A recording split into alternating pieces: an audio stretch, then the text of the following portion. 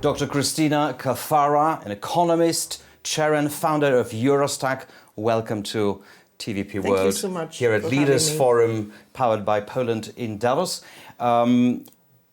You also advised a lot governments and companies on digital policies, but when you have a look at it from a wider perspective, a global perspective, when you take a look at it, are you today in 2026, are you an optimist or rather a pessimist? What a great question. I've been involved in essentially all of the cases that the European Commission and member states have effectively carried out in the digital space in the last 15, 20 years. And with great enthusiasm initially, Europe has been a pioneer. We have started this. Then I was involved in the US in cases in the same space. The unfortunate news that I have to report is that all of that has been an absolute, total, abysmal failure. We have achieved absolutely zero, because these companies that we told ourselves we were going to tame, we were going to control, we were going to limit their monopolistic powers have been not tamed, not controlled. Their monopolistic power is as strong as ever and is exploding. So these are trillion-dollar companies that are effectively as powerful as ever. We have not succeeded in any shape or form in controlling When you say them. we, do you mean Europe? I mean Europe, but interestingly, also the United States. But Europe is losing against the United States, especially on this battlefield. Well, the political economy is changing dramatically. I'm talking about the previous administration, the Biden administration made something of an effort bringing cases against some of these platforms to tame them. Those cases have also failed. Then with the new administration, you have a completely different approach in which the presidency and the administration is actually supporting these companies and looking at Europe as rogue for our efforts to implement regulation. Right. So where are we in 2026? We are nowhere. Where are we? We are absolutely nowhere. No, you can't say that. The power of these companies is absolutely unabated. We have achieved nothing. And for us Europeans, the real issue with this is that while we focused all of our effort onto regulation for the last 15 years, antitrust and regulation, we have had a complete blind spot to what else we needed to do. We have essentially vacated the market. We are now a complete But digital is it because colony. of the regulations? No. Exactly but right. Do we need those regulations or not? So, if the regulation could be or was applied effectively, I wouldn't be so emphatic about it. All right, so it's not about the regulations, it's about how they are executed. Do I understand it correctly? I understand the difference. The regulation is formulated in a way that is unenforceable, and that is already a problem. Let me explain very briefly. Suppose I come up with a rule that tells you, Google, you are very big and powerful, do not self-preference. And I'm Google and I look at you and say, you're talking to me? Right. Am I self-preferencing? Prove it. So it's not precise enough. Is that what you mean? It's not capable of essentially getting at the fundamental business model that drives the outcomes that we see. Right. So to try and say to companies, do a little bit of this and a little bit of that, has some benefit at the margin. I'm not disputing that, if you were able to do something well. The compounding effect is that whatever regulations we had, poorly formulated, are also badly enforced. So you're saying that it's the fault of European politicians, but perhaps it's also the fault of you, activists, advisors, lobbyists, who didn't succeed in persuading our European politicians to go the right way. What you're suggesting? I mean, there is a fundamental question as to whether it is even possible to design laws when you have already entrenched monopolies to tame them and take their power back. It is, at that point, extremely hard to design something that will be effective. But we need to do it. We can't. This is the news. We can't. Google, Apple, Amazon, Microsoft cannot be tamed. Please don't sound so helpless. What can we do? We can build our stuff. Right. The only thing we can do. The only thing we can do. The only thing we should throw anything at. And what build should Ursula von der Build Leyen... our own European AI, our own European Microsoft cloud. No. I don't mean that we need to duplicate the American giants. First, the Americans have been extremely good at what they did. I have no anti-American bone in me. We shouldn't, as Europeans, come at this in an adversarial way. Oh, come on, but they really put pressure on Europeans to a large extent, especially by political means. You're talking about it now. I'm saying that commercially and technologically, we vacated the space. Europe 20 years ago was on a par as a tech pioneer with the US. And then we effectively held back for reasons unclear. We haven't developed our own capability, and American companies seeing an opportunity in the market have just rolled forward. You say the reasons were unclear? Well, why haven't we developed our own Google or Microsoft or Amazon? Why didn't we? Well, we didn't because there was the condition. We know that maybe we didn't understand it. We didn't understand it. Well, in the US, there was a huge boost that was given to this company through, for example, government contracts. A lot of the Amazon and the Google were powered by very powerful government contracts. In Europe, we don't do that. We don't do procurement in that way. So I'm saying the factual reality is that we vacated the space and the market was growing and these companies have occupied it. Now in 2026, we are a digital colony in which 60, 70, 80% of the infrastructure is effectively non-European. What can we do? How does taming Google build me a cloud? How does taming Apple build me a software infrastructure?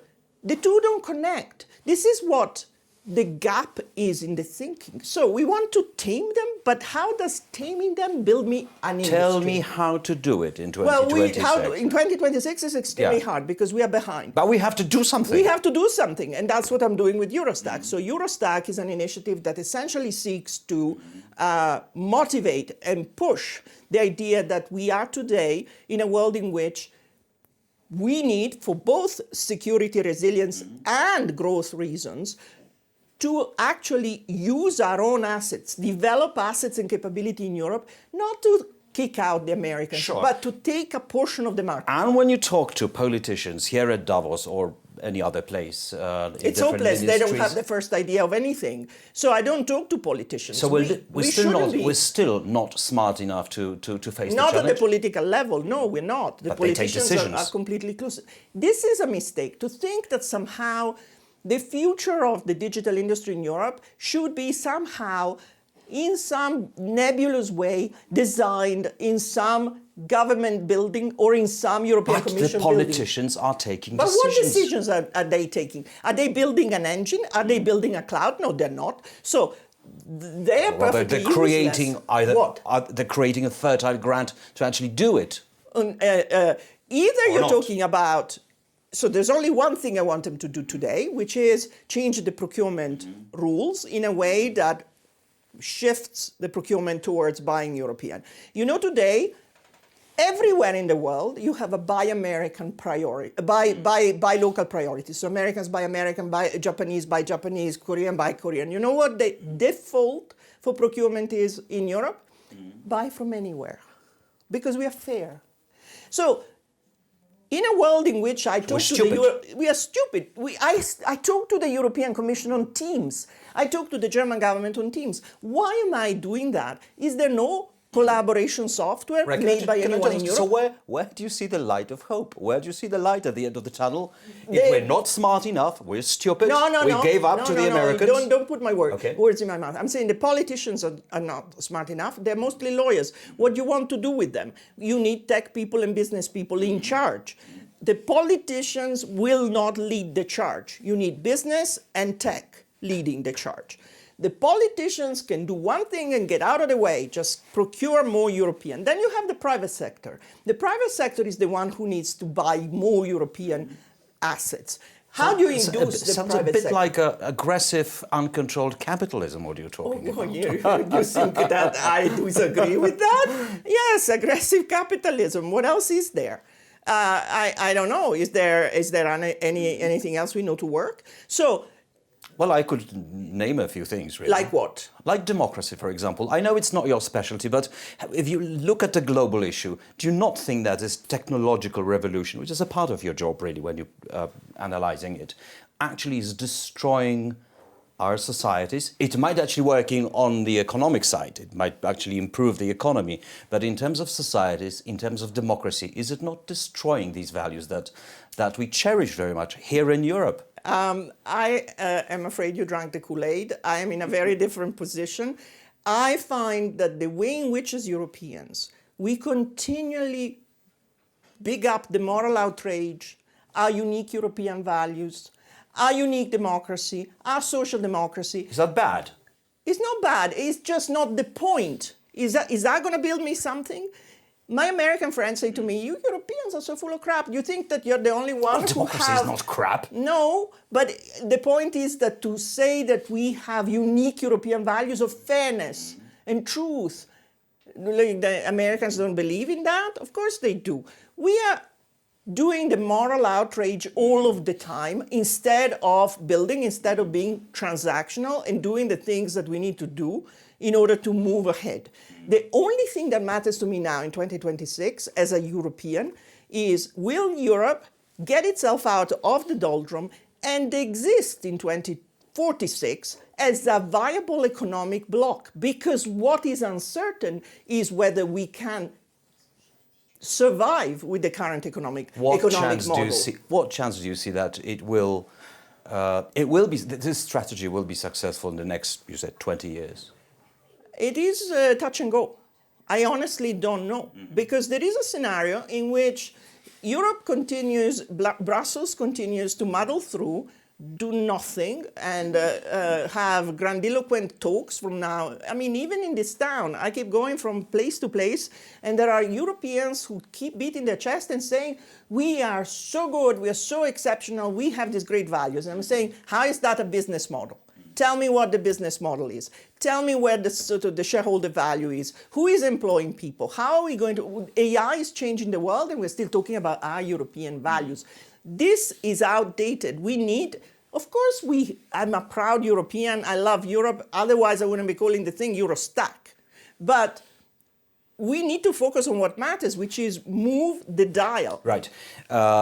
Some people say here at Davos 2026 that this place and at exactly this edition of Davos Summit might be the beginning of a new world order. Do you believe it? And do you believe that? Well, of course, what's coming from across the Atlantic is unprecedented. And I'll be honest, I welcome it. I welcome it in its disruptiveness, because somebody needed to shake the tree. Europe is too, was essentially asleep in its own kind of sense that we were protected by Americans in defense, that they will look after us. We know that it's no longer true. Okay, wake up.